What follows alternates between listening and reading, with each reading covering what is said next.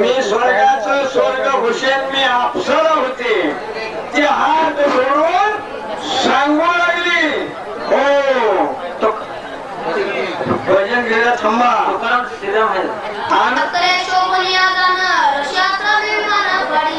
हो मारुतीला सांगितलं मी पहिली कोण होती मी अप्सरा असताना विठ्ठलमाली नावाची अप्सरा सूर्याच्या प्रमाण विमान केलं आणि त्या विमानात बसून मी विहार करत असताना सूर्याच्या जवळ जात असताना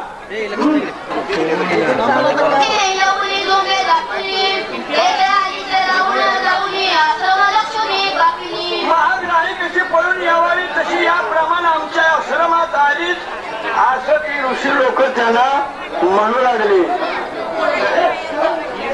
अनुसया चंदनसय जादूचे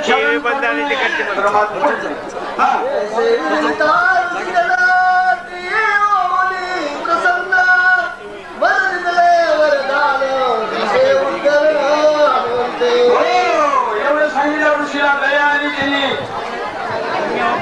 उद्धारपणाचा आशीर्वाद दिला. तुझा उद्धार होईल चला